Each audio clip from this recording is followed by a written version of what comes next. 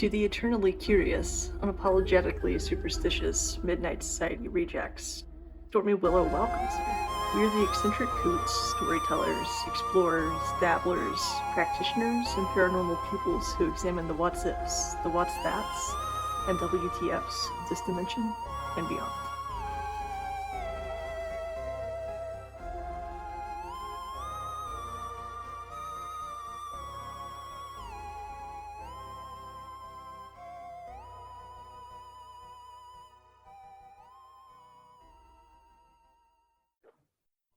This is the Stormy Willow podcast, a lighthearted, balanced examination of the paranormal. I'm your host, Sarah. And I'm your host, Adell. Hey, Adell. Hi. Happy Friday the 13th. Happy Friday the 13th, and welcome, listeners. I guess we could start off the show with any updates, anything going on? Listen, so as you know, I just got back from the beautiful Florida Keys. And of course, Adell and I had this thing where everywhere we go, we have to get on a ghost tour. It's like top of the list. And I just wanted to give a shout out to Ghouls and Gravestones. They did an amazing trolley tour on the haunted streets of the Florida Keys, specifically Key West is where they're based out of. And I got to see the home of Robert the Doll, which was pretty crazy. I was like, bucket list, check. I couldn't get Steven to go visit Robert. He was like, that's not happening. And that's probably a great way to be safe there, Yeah. The house is really beautiful. It really is a gorgeous house. But I wanted just to tell you guys something crazy that happened on this tour, because, a lot of times I've gone on these tours and I haven't really seen any kind of phenomenon or anything. The stories are spooky, but I haven't experienced anything. But on this tour, we were able to get off the trolley and go to this place where buried treasure had been found. And there's this, it's spooky as all get out. And it is said that if you try to touch this treasure that had been stolen centuries ago, that if you touched it, that you would be cursed. So of course the guide was like, is anybody brave enough to come and touch it? And so a couple people were like, oh yeah, I'm going to do it. Every person that touched that, their phone turned off or did something funky. Their weird. Pictures didn't come out. One of them, none of their pictures came out. Two of them, their phones just completely turned off.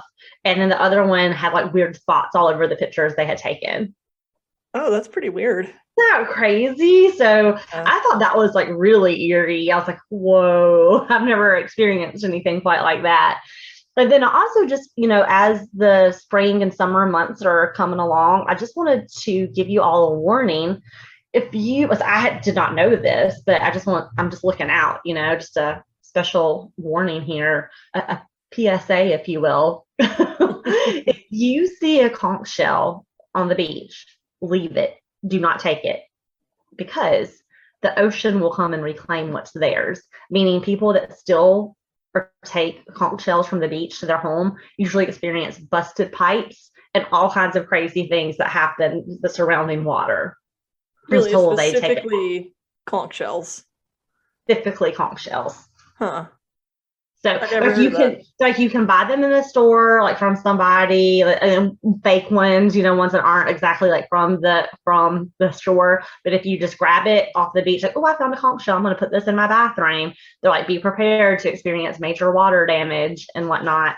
So where you are, you might want to steal one because you're in a drought. Maybe you just put it outside and it will bring. I don't know if you want to take that risk. But as much as I hate the ocean and water, I think I'm good. But this one of the tour guides was saying that he had told that story and somebody came on the tour and they're like, that's so true. My mom, we were on a beach trip and they're like, their mom had gotten a conch shell, put it in her bathroom. She had experienced 32 water leaks until she got rid of it. She even put it in the bathroom. She was just asking for it. I mean, she probably has a whole seashell theme, kind of like we did growing up. Just we're at a fish camp. At a fish camp. It just, yeah. So anyway, I just wanted to put that out, as people are heading to the coast for their summer vacations. Just let the ocean keep what is theirs. Yeah, I mean, that's not going to be a problem for me because I am not going anywhere near the ocean. Well, there you go. There you go. I thought conchs usually had the animal, or sometimes have the animal inside too. Yeah, they do. Like I didn't try this when I was in Key West, but there's a lot of conch fritters that you could order. I'm assuming they're the critters that come from a conch shell, and apparently like conch soup is a big thing, but I guess they don't have it on the menu because like I guess conch shells are kind of becoming extinct. Like yeah. Never tried it. I haven't tried that, so I don't know. Interesting. All right. Yeah. Well, I'll take your word for it. And yes, very. Oh, and one last thing about this tour that was so awesome. So it's called the Trolley of the Doomed, and so when you're like going down Duval Street, which is like the main drag in Key West, so it's this big black trolley, and they have it decorated, so freaking awesome. And like, so people are out on the street, and as the trolley rides by, the people scream, "You are doomed!" And so if you're on the ghost tour, you scream back, "Yes, we are doomed." I thought that was so fun. I mean, I was basically the only one on the bus screaming that at the top of my lungs. But yeah, I was about to say. Yeah, everybody else was like, "We're doomed," and I was like, "Yes, we are doomed!" Like, screaming. Steven's like, like, "Oh crap!" Like kind of hiding in the seat, like. So yeah, I had a ball with that. That sounds like a fun, spooky vacation. Yes. I didn't realize that Robert the doll had his own house. Yeah, so this is the house that Gene, who was the human boy that Robert was the gift for. So apparently their housekeeper, his nanny, was about to get fired, and she knew that. So rumor has it she had this doll that has some evil connections tied to it, and she gave it as a gift to Gene, so it could cause some mayhem for him. Maybe you could. So yeah, I would love to cover Robert the doll, but we actually got to see the house, and it's such a charming, like, beautiful home. They usually are. Yeah, so it's kind of crazy that this happened there. So yeah, it's pretty wild. I was gonna tell you, and I stole him and brought him to you as a present. Surprise! Do you know how much? Hey, I've been saving a spot right there beside this crow. If you're not watching, it's like my curiosity shelf. You can sit right there beside my crow. Oh gosh, I couldn't do that to you. I love you too much. Bring it on. I will claim Robert if he's up for grabs. Good luck fighting Zach. Yeah. Oh, I'll arm wrestle you, Zach. Oh, that would be great. I would love that. Too funny. The only updates I have are related to the show, and I don't even think I told you this because you're on Facebook. I mean, sorry, you were on vacation when I created a Facebook page. Well, see, I didn't know we had a Facebook page, guys. Yeah. So we're on Facebook now at the height of its popularity. But we're on there. We have a MySpace now. You can follow us on MySpace. And nice. But yeah, that is an option now as well. Awesome. Follow us, and it's linked on our website, stormywillow.com. I mean, you just were working while I was on vacation. I appreciate that. Yeah. Obviously, Adell is the brains behind this operation. Not necessarily. I do have some fun events I would like to call out. Ooh, yeah. I would really like the future of our show to be as kind of a hub to connect our paranormal community. So definitely, if you have any upcoming events that you would like us to pitch or, try to get the word out that they're occurring, definitely feel free to send us a note or chat us, like anything, and we'll mention it on the show. But these are a few events coming up this month. One is Crypticon in Seattle. Ooh. Oh, and in Seattle too. Double fun. That is May 20th through the 22nd. So definitely get your tickets and check that out if you're in the area or if you are going on a trip. That'd be really fun. That would be fun.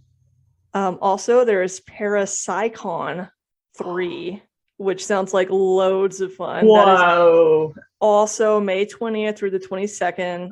The Ghost Brothers, tons of people from Ghost Hunters, Chip from Paranormal State.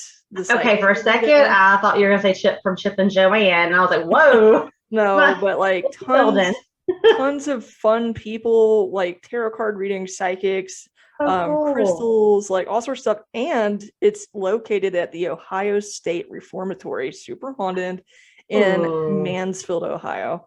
that sounds fun. Super jealous. If the show could get up off the ground and could make some fun money off of it, I would love to go there and cover Yes, these events. me And too. lastly, for the month of May, I'll repeat this next week as well. Um, Carolina Fear Fest in Raleigh, North Carolina. That is May 27th through the 29th. So that's like actually there's gonna be a lot of guests there as well, like the girl from Halloween, like the little girl that was also on Oh um, yeah. you know, crap, what's it called? Don't Tell Mom the Babysitter's Dead.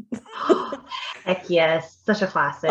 Like tons of fun stuff related to horror for the most part, but that also sounds like loads of fun and something right up the Stormy Willow alley. So be sure Yes. to check those out. I'll put links in our show notes.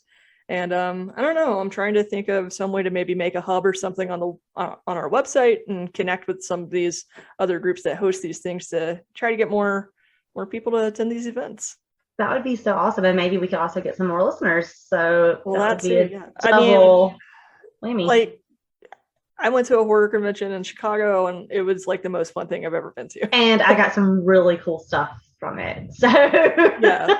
Like I I got have to like this amazing, I would go get it if it wouldn't make my dogs go bananas. But so she got me, well, actually you kind of got it for yourself, and then you kind of gave it to me when you moved. But it was it's like this like little miniature wooden handmade Brad from Critters and yeah, the Critters. And and the it's critters. pretty amazing. I love it so much. But like where else can you find something like so crazy and fun like that? Oh, it's just loads of fun. Gremlins everywhere. Guests like Nev Campbell was there because it was the anniversary of Yeah, Scream. Also, very some of the cool. folks from The Craft were there. I love Um, it. Matt Lillard was there. Also in Scream, like the Yeah, goo killer. yes, yes. And he is also, it's so funny because as like an adult now, he's on a movie or a show I watched called Good Girls, and it's so funny. He's like this like spa salesman. I just always think of him as Scream. So it's kind of funny to see him in that role. Yeah. Yeah. Well, definitely attend, I say. Yes, Tickets I are want still to on go to sale for some all of stuff. these events, so sound Check like it loads of out. fun. Just want to get the word out there. Check it out and post some of the merch that you find, because Oh I yeah. just I want to see what you find there. Yeah, for sure. Maybe one day we'll be a part of One it, day but we will be there. One yeah. day people will be like, Stormy Willow, yes, we'd love to have you. Oh, dreaming. But I guess that being said, there's a lot of astrological things going on, and it is Friday the There 13th. Do you have a I've got our forecast? forecast, guys. I've got our forecast. And before I start with that, I just do want to say, because we are recording on Friday the 13th, this won't roll out obviously till after that, but this is the last Friday the 13th of the year. And so just something to note about it, because I think you may not know this. I didn't know this. I recently learned this, and I'm really going to embrace it next time Friday the 13th rolls around. But you might notice, or not, I don't know if you really look at my wrist, but I'm wearing a rose quartz bracelet. And the reason I'm doing that is because before Christianity, Friday the 13th was actually a lucky, lucky day. It was actually a day that we celebrated goddesses and the feminine energy in men and women. And so it was a day of like high fertility. It was a day where we just celebrated all the goddesses and kind of the reproductive cycle of birth and death and ways to relive. And it was just such a fun thing. And then when Christianity came around, it became unlucky because we talked before about the Last Supper, like you have 13 guests when Jesus was crucified, I believe, on the 13th. And then there was they say that Adam took from the poisonous apple on the 13th. And so there's a lot of like 13th became this unlucky horrible doom and gloom day. But I really want to, from here on out, especially, I know we're not a political podcast, but we can't help but to go there. Really want to call out all the crap that's going on with women in our country and our rights that are being taken away. I'm going to be celebrating Friday the 13th wearing pink all the time because I'm going to bring back the celebration of the good. And I think that's really something I have recently learned and wanted to share that with you guys. So I thought it was really cool. That's interesting because I just listened to another episode of Evidence of the Afterlife, and which is a great show. If you guys have not listened to it, it really is. Definitely go over there and listen. But the most recent episode was about, it was like, because he's had a few guests who were talking about the divine feminine, and this guest was expanding on that and how Mary Magdalene very much was the equal to Jesus. Oh, absolutely. Like historically, like with some of the lost texts that's been found, just rocked the Christian community. Right. But it was like at one point it was completely equal in a celebration of that feminine aspect that's missing from that religion. And then history happened. They kind of demonized all the feminine. And that's what we have today. So that's kind of interesting. That it is kind of on the same path leading up to Friday the 13th. Exactly. And I think it's really cool. It's like, shout out to Mission Gathering. That's where I go to church. But I love that it's the first time I've ever heard in a Christian-ish setting a pastor refer to the feminine God, mother of us all. And I love that because if you're raised traditional, you're like, what? God's male? Like, you don't talk about Mary Magdalene. You don't talk about the mystics. Like, we did a whole series just on the mystics because they just kind of cut all that out. And you just lose so much. And like you said, it's just been so muddled down. And just we could do a whole 100 episodes on that mess.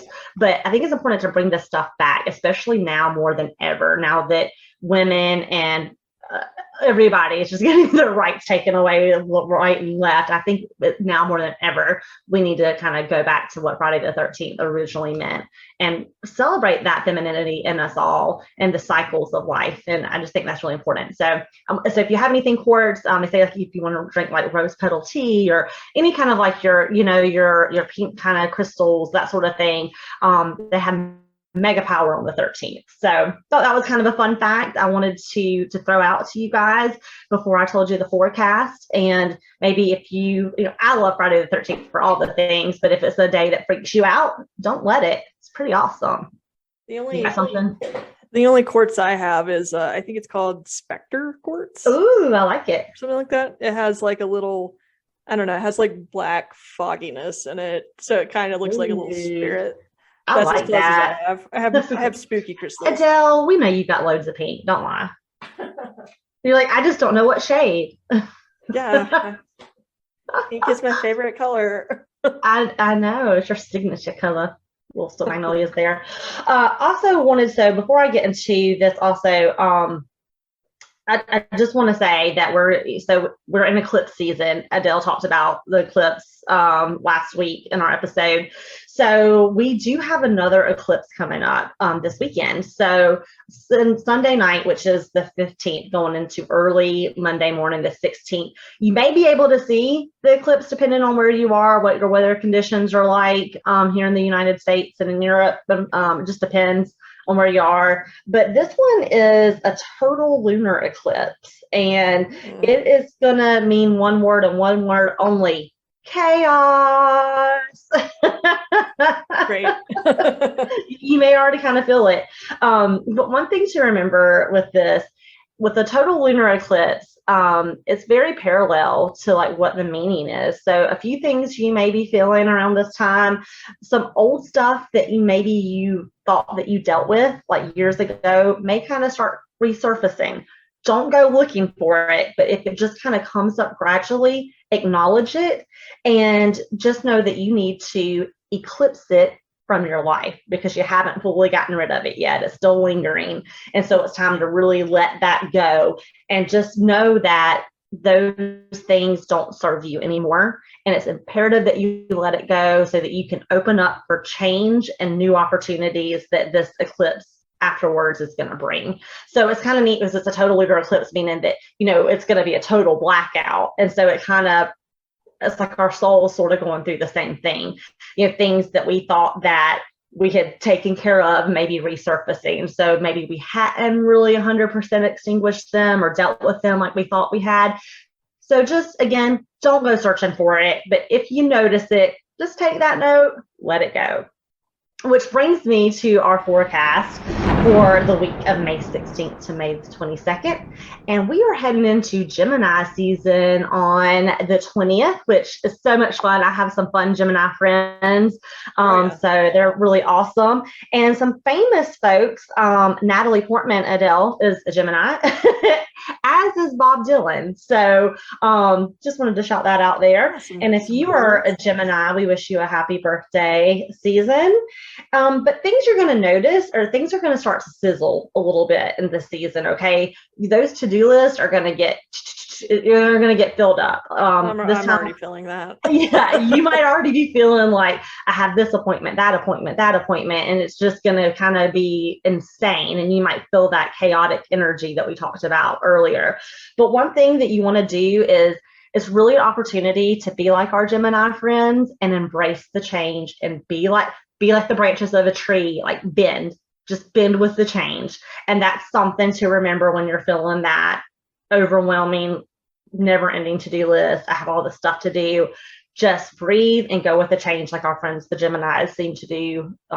Probably one of the best things they do of anybody in the zodiac. So that is what it looks like for our week. Remember to be adaptable, go with it, stay grounded. Again, Sunday into Monday morning, watch that manifestation. You don't really want to manifest right during an eclipse. You want to kind of stay more grounded during the eclipse. See what the universe is telling you and dealing with. Take note. So probably not a good time to try to astral project for the first time. Yeah, I would probably save that for after the 16th. Maybe just do it maybe do it on the 20th just to get that energy some time to clear out. Exactly. So yeah, it's gonna be an interesting week, y'all. Yeah, I'm just gonna try to sleep through it. That's my plan. I know. Well, it's so weird to see. I've been listening to a lot of TikToks and stuff, and people were kind of like, one guy was hilarious. He's like, "Oh shit!" It's like, this is what I'm gonna be doing. It was just like basically him passed out. And I think the Mercury retrograde is upon us again. It is upon us again. Second-ish. It's kind of, yeah. It is just, and I feel like today my communication, like I have the simplest tasks that I do every day, but they were just somehow harder than normal. Yeah. Like the whole communication aspect. It's just, it's not you, it's the retrograde. And so I think for me, the challenge is letting go of control. I am a Cancer, tried and true. So I try to control everything. And when I can't, I do just crawl in my shell, aka bed, and pout about it. So yeah, I think that we really need to work on just really being flexible with the changes and just working through it and just really acknowledging how you feel. Maybe start a journal, just, something you hadn't thought of pops in your head that you thought you dealt with, just write it down and just burn it. Yeah, or just, take note of it. Because I did see something that said, okay, it was like a diagram, right? And it's like, you're right here. And then here is like the thing, whatever, the person, the hurt you, whatever. So and every time if you're only listening, she has her hands and they're kind of like side by side. I have my hands. I have like 2 stick figures. But basically, anytime that you're sending thought to a situation or that person, you're giving them power, is what you're doing. You're giving them energy, even if it's somebody that you hadn't thought of in like years that hurt your feelings or something, and you thought you let that go and it comes up. You don't want to dwell on it because you don't want to send energy to that. You want to send energy to acknowledging it and be like, okay, but who am I now and how am I freed? So putting that energy back into your circle of how you're a better person because of whatever happened. So okay, I just want to change that energy. Yeah. Don't send energy to people that don't deserve it. So, any guesses on what my topic is this week? I have no idea. I am really excited. Actually, it's funny. I had a hard time coming up with one, but I have this index card that just, I mean, like in tiny, tiny writing, is cover to cover, front and back, all sorts of topics. And I just closed my eyes and pointed to one. Okay, you kind of joked about doing something like that, but you really did it. I love it. I really did it. And it actually ended up being a topic that I really, really love. Okay. And it's out of body experiences. Ooh, oh wow. Well, speaking of evidence of the afterlife. Right. That's kind of why I joked about astral projection. Wow. Okay, let's do it. I So, love this topic. yeah, let's definitely hop into it. So, like I said, or like you said at the top of the show, we try to be a balanced show. So, meaning representing multiple sides to the same story. So, I try to do a good job of that here. It was actually easier on this topic because, it does have maybe something to do with your brain. It does sound like it. So, this will be kind of the scientific versus the psychic, So, it'll be fun to explore both sides of that coin. Let's get into it. I love this topic. Yeah, so just a shout out to my sources. I used Medical News Today, Science Alert, which I think is like a web crawler, but has a lot of scientific articles, How Stuff Works, and Psychology Today. So I try to get pretty credible stuff, but still well-rounded. But anyway, let's crack into it. All right. So, I think a lot of us are familiar with the concept of out-of-body experiences. But what's interesting is, according to Medical News Today, there's actually like two categories of them. Because I think, at least speaking for myself, I usually think of out-of-body experiences related to near-death experiences. Right, me too. But there are two categories. One is spontaneous. So some of these triggers could just be sleep. Some people might experience an out-of-body experience just before falling asleep or just after waking. Okay. And these are more likely to occur when you're not in a deep state of sleep. All right, gotcha. Which is interesting because it sounds like that's kind of where you're trying to hang whenever you're meditating, is what it sounds like. Right, like you're trying like not to be like when you're in like shavasana or corpse pose. It's like you're not wanting like to drift off into sleep, but you kind of don't want to be. You want to be awake and kind of conscious. But yeah, that's a hard place to get to. Just right on the edge. And I assume that most people know what out-of-body experiences is, but in case you don't, it's whenever you experience that your existence or spirit, some would call it, like the inner you that is you is outside of your body, and you're literally able to like see yourself from outside of yourself. So just in case you didn't know. Also, some other triggers are physical effort. So sometimes this is like after extreme exertion. So like there again, during meditation or non-life-threatening accidents, anesthesia, hypnosis, childbirth is actually one. So like an extreme physical. Maybe like a heart attack. Yeah, perhaps. Because sometimes people experience that during like a physical trauma, like a heart attack, a car accident, a stroke, something kind of like that. Yeah, it sounds like even stress can be a trigger. Yeah. Some like when suffocating, like during suffocation. Oh. After being shot. Oh no. I thought these two were a little bit more mild, but while dancing. Okay. Or talking.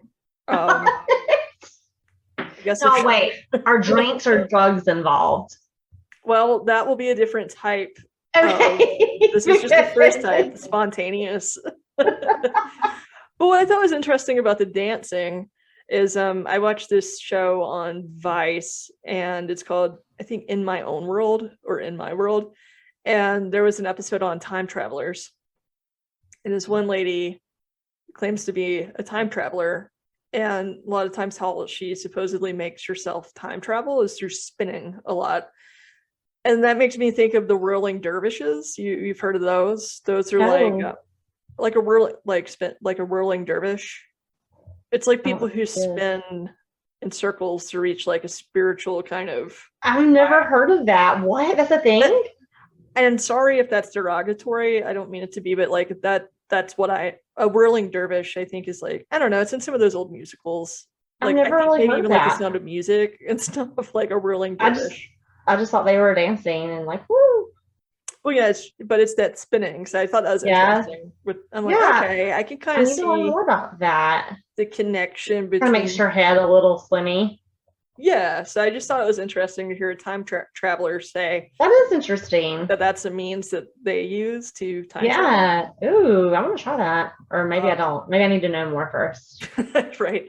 Anyway, I just thought that was an interesting parallel that I was like, that's That is interesting. interesting. Like, kind of similarity.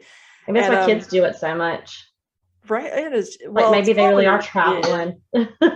Like I'm not pretending this. I really did go to the Wild Wild West.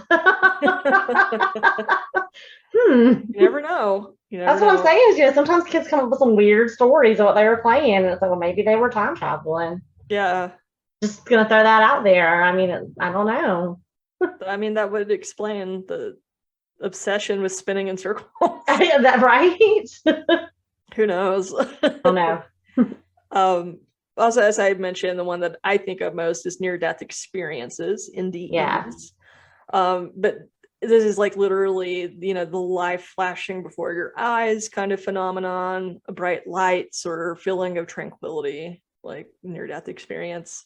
Well, also what I love, and this just recently happened this past February. So I'm talking February 2022. Oh wow, just a few weeks, like several weeks ago. Yeah, the first continuous data on the neural dynamics of the brain during death was recorded. So let me tell you the story on that. An 87-year-old patient passed away after developing seizures post-surgery, and his condition was monitored via EEG. So that's electroencephalography. So that's what's recording your brain waves. So if you ever go in for like a sleep study, the weird stuff I used to do. Yeah, I was like, you've done one of those on me. Yeah, so it's essentially electrodes on your head that's reading all your different brain waves and brain activity. So his condition was being monitored because of his seizures, but the patient passed away while the EEG was still recording. So scientists, due to a do not resuscitate order and consent from the family, they were able to record 900 seconds of brain activity around the time of his death. And they were able to focus in on specifically the 30 seconds before and after his heart stopped beating. What? This is phenomenal science. Why hasn't this been like breaking news? Right? I mean, I saw this in the news the other, like maybe a month after it happened, but I was like, I don't really have anything to tie that to, but I thought this was a perfect topic. Yeah. Out-of-body experiences. That's huge. Wow. So according to one of the neurosurgeons on the team, I quote, just before and after the heart stopped working, we saw changes in a specific band of neural oscillations, so-called gamma oscillations, but also in others such as delta, theta, alpha, and beta oscillations. This was Ajmal Zimmer, neurosurgeon, the University of Louisville. Oh, Louisville. He goes on to say, just after the patient suffered the cardiac arrest that led to his death, his brain activity revealed a relative spike in gamma band power that was interacting the most with alpha waves, a pattern not dissimilar to memory recall. So the team did note that this patient was in a unique condition because of the medicines he was on and the seizure disorder he already had. So they're taking into account that this is one unique case. This does not represent every single case. Yeah. But so what does this mean in I'm getting there. Okay, good. Yeah, I'm getting there. Well, I mean, it's interesting that he's having brain activity at all, but especially that memory recall, like after his heart is stopping. Yeah.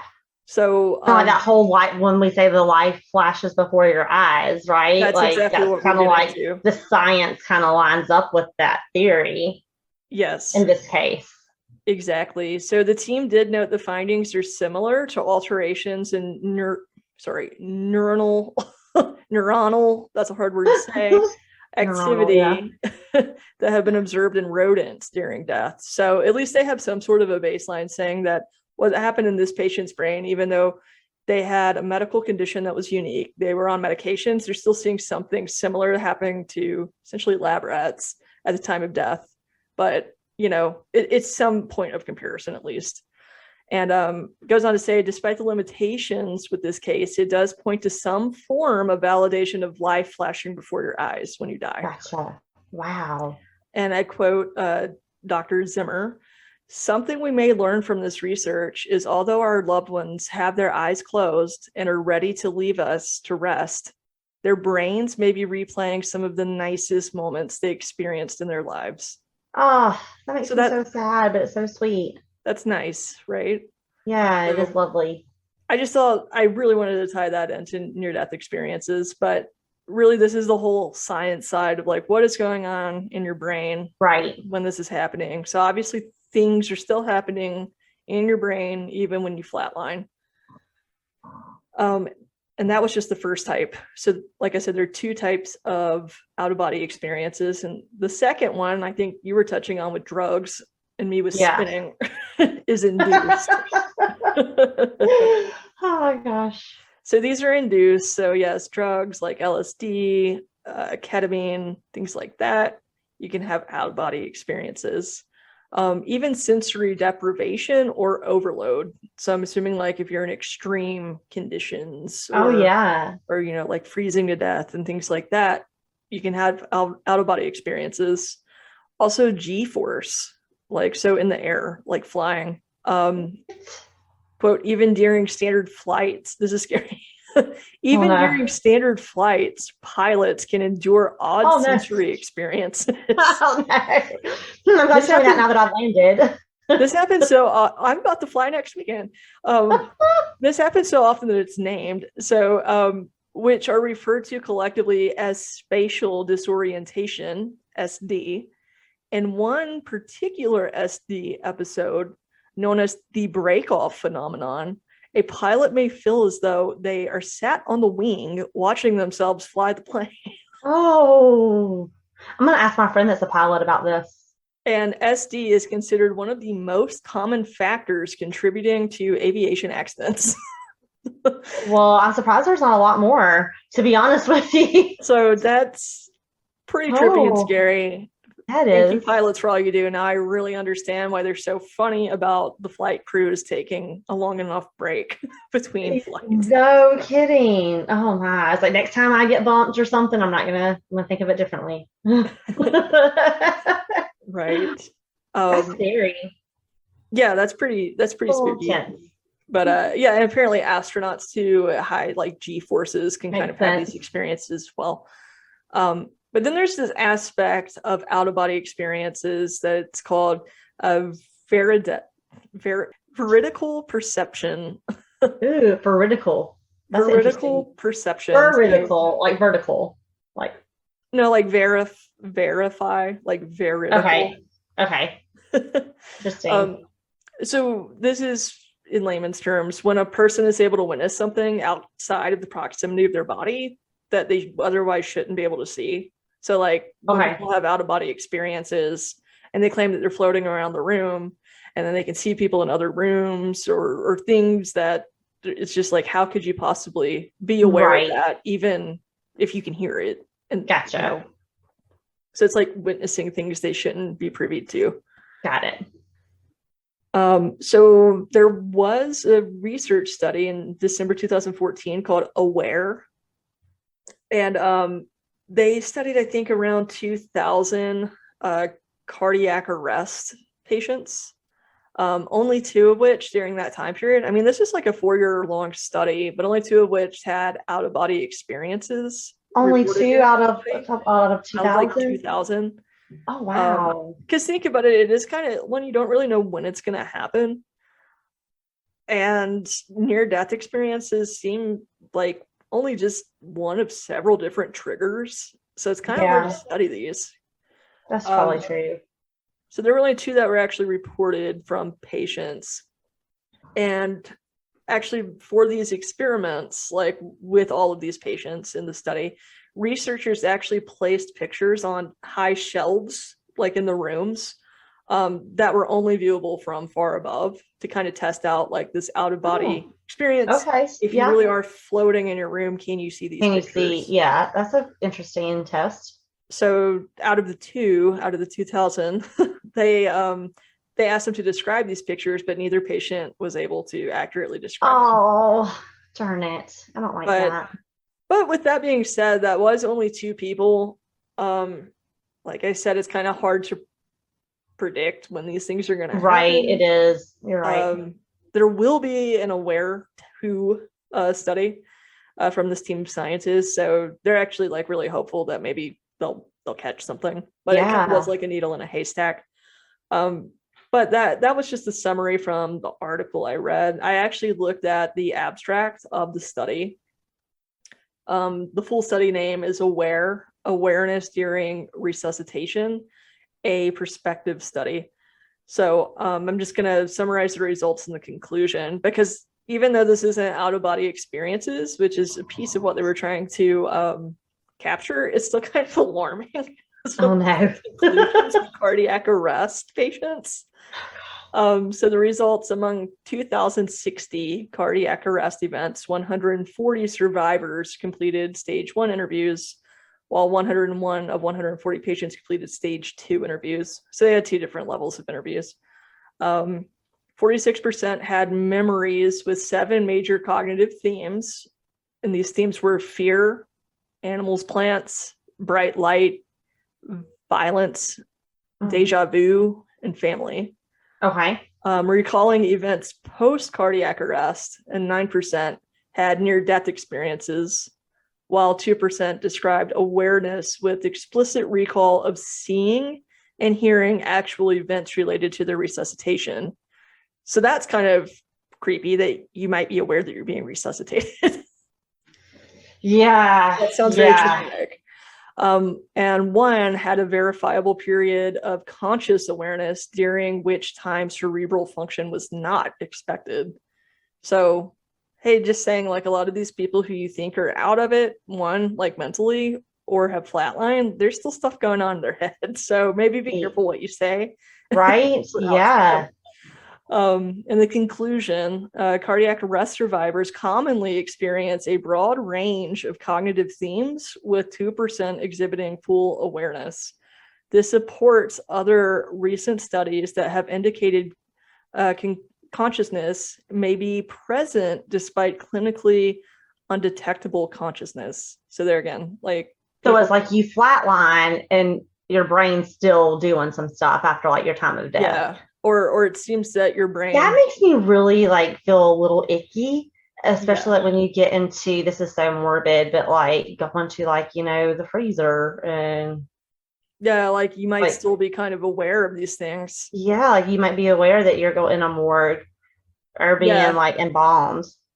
Yeah. Well, I think you're probably really, really dead by that point, but who knows, right? I don't I know. mean, It kind of beckons like, how do we know you're really, really dead? right. Like, oh God. And the last part of this, though, this together with fearful experiences may contribute to post-traumatic stress disorder and other cognitive deficits post cardiac arrest. So, I mean, some of these things can be so traumatic, people experiencing the resuscitation and all the things that are going on and all those emergency measures, that they might have post-traumatic stress disorder after being resuscitated. Yeah. I mean, especially, I'm CPR certified, and like, when you give someone CPR, a lot of times you do break some muscles, and it's pretty like, it's intense. So to think that somebody is aware that that's happening like that, oh God. Yeah. I mean, I feel like I'm having post-traumatic stress just talking about this. For real. Like I'm sweating. I'm like, oh God. Birdie's having a hard time. I mean, but so that was one study trying to somehow validate any of this, which is nice to actually have the scientific community take it serious. Because we talked in the Dan Aykroyd and several episodes how hard it is when you talk about stuff like this to really get the scientific side of it to match with what your experience is. And it's frustrating. I mean, it's so frustrating. So I feel like this news in February is, I'm just like, whoa, this is amazing.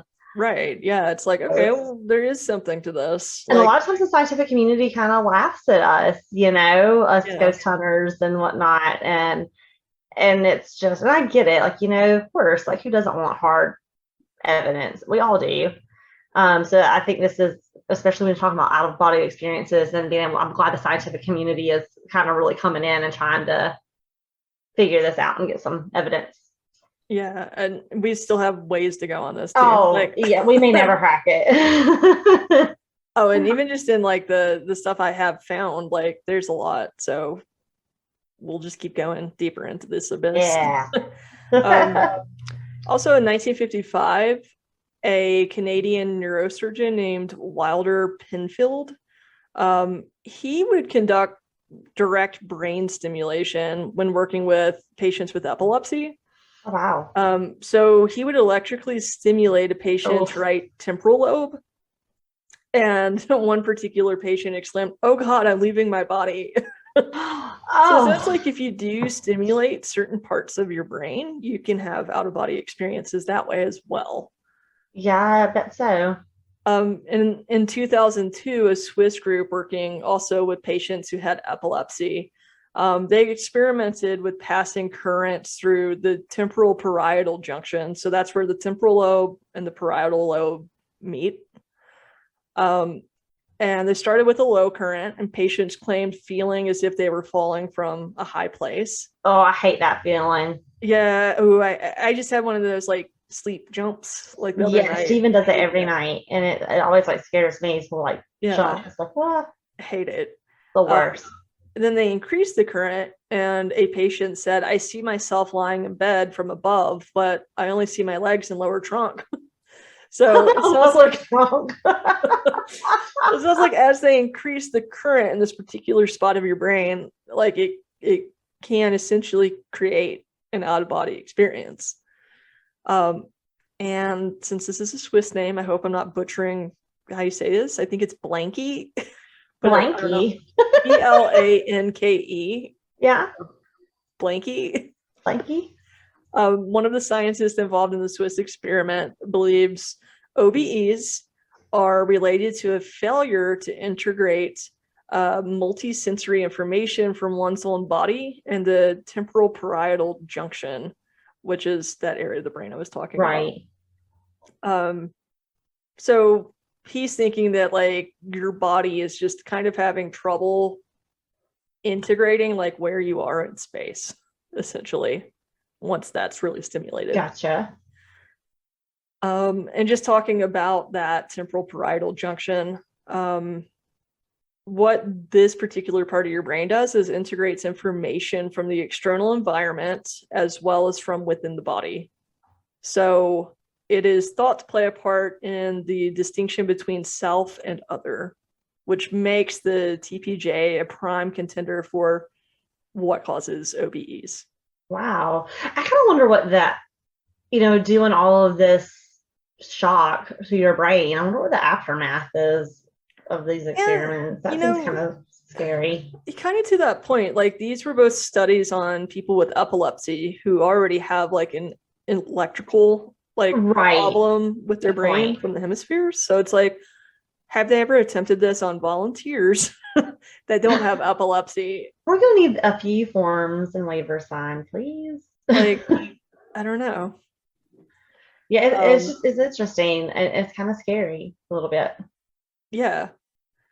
And then, kind of hearing what these sound like, I can't help but think like, are out-of-body experiences actually the same as astral projection, but it's the voluntary kind? Right. And what I found was essentially from some experts, like, yes, astral projection is an intentional out-of-body experience, a quote, that usually involves the experience that the self can seem to travel far from the body, even to other countries or planets, according to Jane Aspel, a cognitive researcher. So, private question: have you ever done astral projections? I've tried, and I've never been able to attempt it. I've used just like meditations to kind of try to do it, and I've never successfully been able to do it. No, I have had several dreams where I do. It's not astral projection. Like I still very much feel in my body, but it's Mm-hmm. like I bounce around a lot, or I'm like floating and like Oh hitting the wow! ceiling of my house. Um, Oh and sometimes it's like I figure out like I can keep bouncing higher and higher and like bounce across the city, bounce across the town. Like, whoa! That's pretty crazy. but Like you're I, on moon shoes or something. yeah, exactly. It's almost like that, but like extreme. But Yeah. like I still very much feel like I'm in my physical form doing that. I never Right. felt like I wasn't. I've never been able to do it. I've always been interested, and I've done some meditations, but it's never the only thing that I've had, and I tried a CBD gummy, so I was having a hard time sleeping, and it kind of scared me because I could see my body laying down in the bed, and then it's like my soul like came back into my body, and my body jumped a few times, and that kind of scared me, and like makes me not want to have that gummy again. Yeah, that's pretty creepy. Yeah, I say I've never had that whole like soul out of body That's the thing. only time I've ever had it, and it really like creeped me out, and I was just like, oh, like I could literally see myself laying down on the bed, and it's like I just kind of like Ghost Dad. I I don't think know that's really that's bad. really like the most recent like reference you have. I don't know. What were you thinking? There I you don't go. know. I don't know. It's just not Ghost Dad. Maybe like Frighteners. I don't know. I mean, yeah, but I mean, I just Ghost Dad just came to mind. I don't That know. works. Anyway, I'm You sorry. don't get more lighthearted than that. Ghost Dad. Sorry. Continue. Well, the only Um, other thing I was thinking too is like Hello Again, but I don't know if anybody ever really watched that one. Shelley mm, Long. Remember I, Zelda, like her sister like brings her back, she chokes on the chicken bone, and her sister brings her back. I vaguely It, remember that it was one we name. used to get from it's one that we used to always get from the video store on Friday nights. That would make you watch, along with Big Business, which we want to say rest in peace, Reen. Yeah, rest in peace, Rune. Astral projection is actually ancient, but was popularized in the West in the 1800s. Helena Blavatsky founded the Theosophical There it is. Society. Okay. Yeah. The Theosophical Society in Okay. 1875 in New York City. All right. So this is where the idea, I quote, the idea of astral projection comes from a 19th century mystical system called Theosophy, which claims that we have 7 bodies from the lowest physical to the highest spiritual and mental bodies. Ooh. The astral body is supposed to be able to separate from the physical and travel in the astral worlds. That's Wow. according to Dr. Susan Blackmore, who is a writer, psychologist, and visiting professor at the University of Plymouth in England. Laura Brown, a spiritual lifestylist. Ooh, I want to do that. I need Right? one of That those in sounds like my a, life. I think that's what dad technically could be. Yeah, he's like basically a modern Golden Girl. Yeah. It's like, they still work at the museum, substitute teach, and dad's like, I'm basically, a spiritual lifestylist. Yeah, he's definitely a spiritual lifestylist. Yes. Laura Brown's thoughts on astral projection is, I quote, as we go deeper into our spiritual exploration, we learn that we are more than our physical earth suit. And Ooh. astral projection reinforces this notion. Not to mention, it's quite a trippy experience to feel the sensation of leaving your body and being weightless. Wow. See, I didn't know that. I was thinking that astral projections kind of came about with this whole new age sort of movement. So I didn't know it went back so far. So that's pretty interesting. Yeah. I mean, and that's just in the West. It sounds like it goes back through like a lot of different religions and teachings that are Yeah, I love way that. older. Very Yeah. cool. I just want to note that these are actually, for once, not my dogs that you hear in the background. I just because it always is mine. So No, it's totally yours. So based off of, what I've shared from the scientific community and astral projection, what do you think it is? Do you think out of body experiences are real? Or you know, Adell, this one's tough because I want to say yes, I do think that they are real, but I can't deny the science too that what is happening with the brain. Could it be just things kind of shutting down? I can't deny all of that does happen, but I want to say yes, it is real just because of all the accounts of people I've heard that have just experienced things that and have come back and just and are almost depressed because there is something out there and they're like they just want to go back to that place. But I don't know, like I'm on the camp of yes, I want to believe an out of body experience, but it is really hard to prove it, just like we do with ghosts of things, and which makes me sad because I want to be like, yes, 100% out of body experience is real and this is why. But I think we're getting there. I mean, I really do. And I think that there is a connection between the universe and letting go and moving on to a different phase.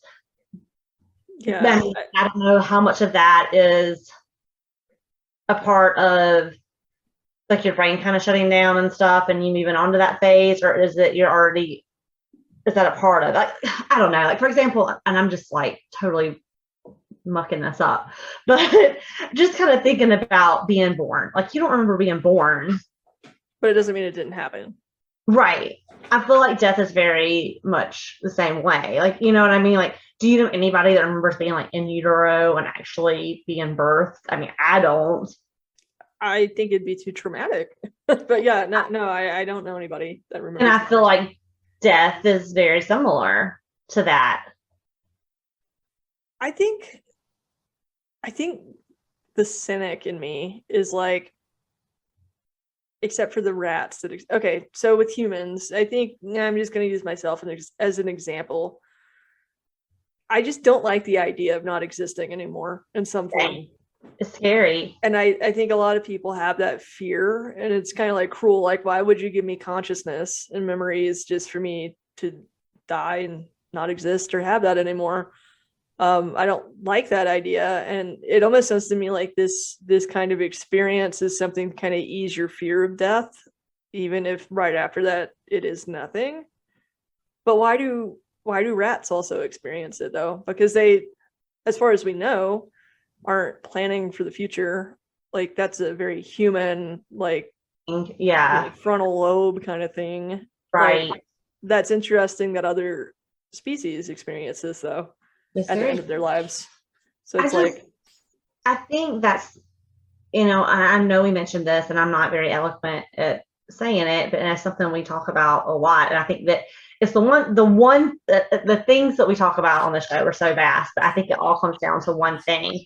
And the one thing is, I think we all are looking for tangible evidence of what the hell happens when you die. Like I want to know. And I think we all want to know, like, why is it some spirits seem to get trapped, or do they get trapped, or is it a time lapse, or is it, or do you really just like go on and your energy is just reformed in some other type of way? I don't know that we'll ever 100% have the science to back up those theories that we want, that tangible evidence, but I want to believe that, like you, like what would be the point of all of this to exist, to have a conscious mind, to make an impact? Like what would really be the point if at the end you're just nothing? It just doesn't make sense. And it's like we've been birthing and dying for how many years now? So there's got to be a reason, right? Like that energy has to go somewhere. It can't just be destroyed and you just become. See, there again, I can't, I always have this internal argument with myself though. Or does anything really have to have meaning at all? Is that just a human construct? Like what if all you have to do is just exist? I wish I had an answer. Like I wish I had definitive, like, yes, I know without a shadow of a doubt. but I don't. I mean, that's why I'm so fascinated with this stuff, to be perfectly honest with you. Like, I like when we get messages from the other side, like, are we really getting those messages from the other side, or is it just something else? I don't Yeah. know. Like, I think it's so fascinating. And I want to hold on and believe that, Or I is mean, it there is you more. just sending yourself messages? You know what I mean? Or, Like, I mean, then you kind of get into this whole parallel universe and time and what is time. You kind of get into all of that too. So I guess I'm on the camp of I'm a believer in the afterlife and you going on at projecting, however, but I would love more scientific hard proof that I don't yeah. know that I'm ever going to get. So I guess you could say, Adele, I'm a dreamer. That's what I am.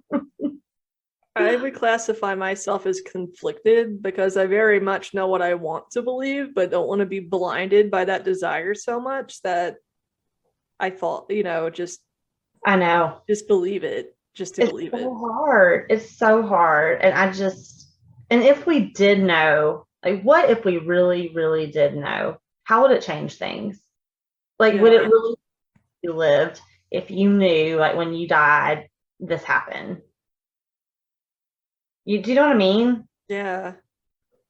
I just, I, It's just, yeah, it's such a mystery. it's such a mystery, and I think you can argue that all the sides, like it's not really like, yeah, I mean, I could totally get on the camp of, well, you're seeing this light or whatever because this is shutting down. Things are starting to shut down, and this is what happened. But then I can also get on the camp of, like, you're seeing this light and this aura because your energy is like shifting to something else. So I can see Yeah. that too. And maybe it's because I want to, or maybe you become what you believe. I don't know. Yeah. I Or don't know. I don't know. Like, I almost feel like, at least with quantum physics, we're starting to get into that overlap area. But, like, where do you even start with quantum physics? Like, I am so into it, but it is so overwhelming.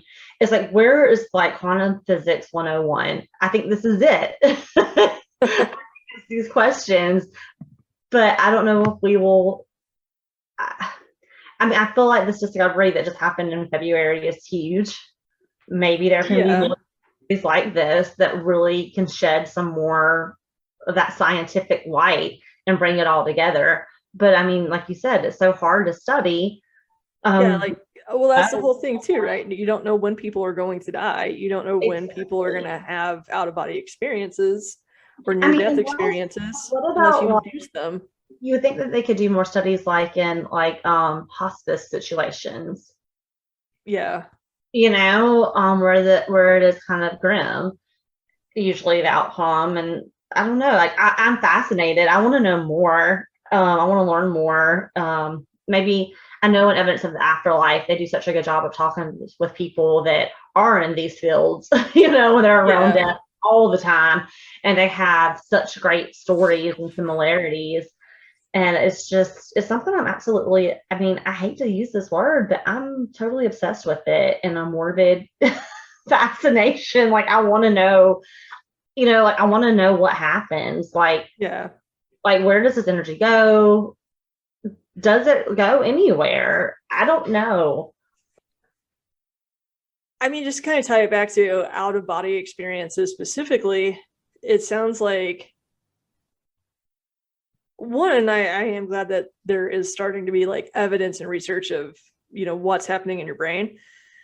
But it's just like paranormal experiences, it's the experience. Like, you just can't understand it unless you experience Right. it, because And are we supposed to understand it? Is it so vast that, are we trying to grasp at something that our brains just are never going to get? yeah, I mean, I have no idea.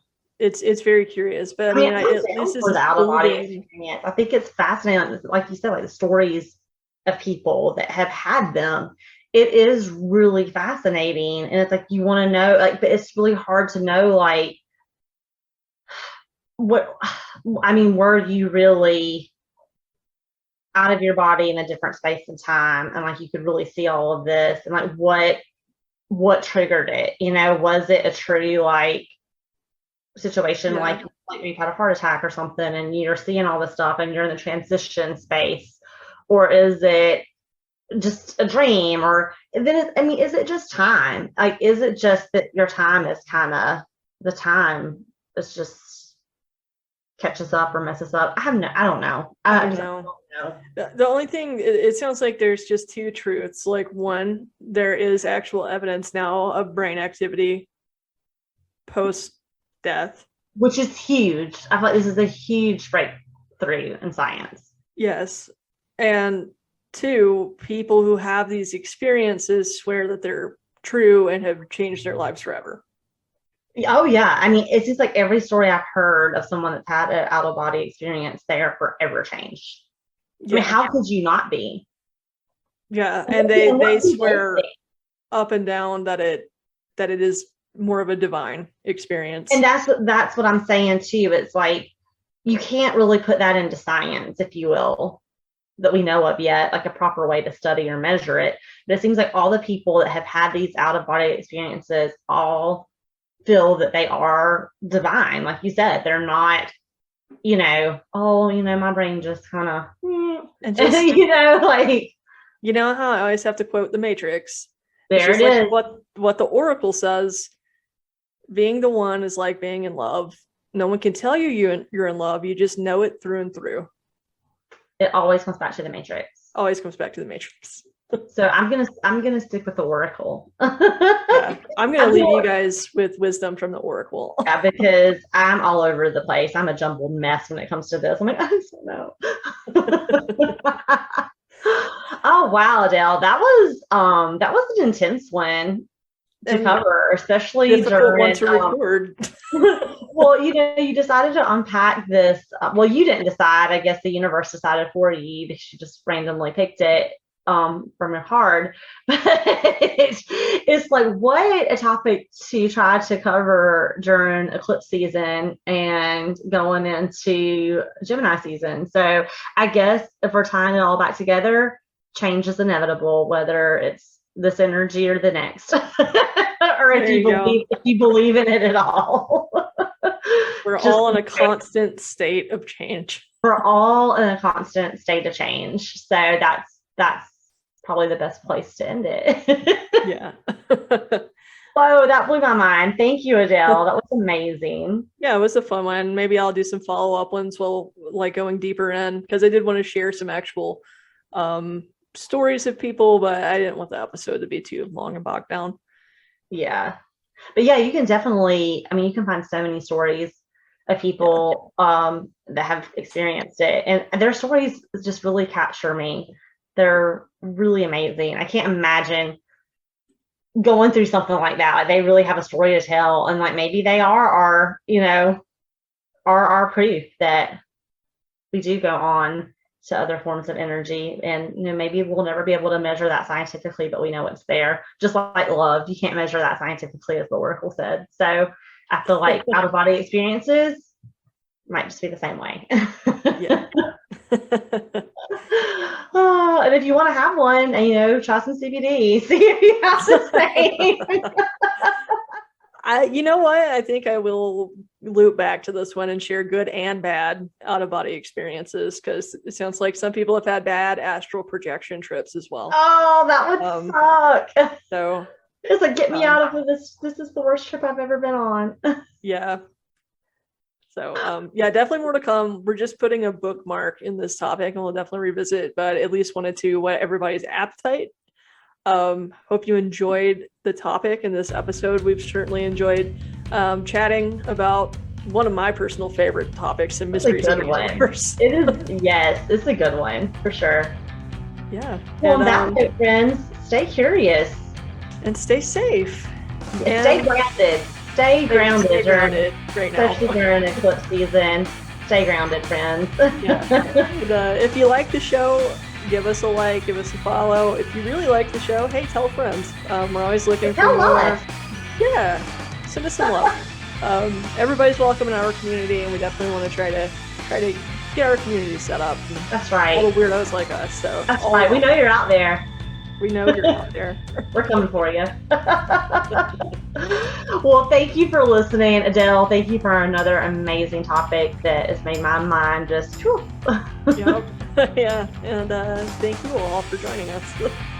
All right. Good night. Have a happy Gemini season. Yeah. Have a good one, guys.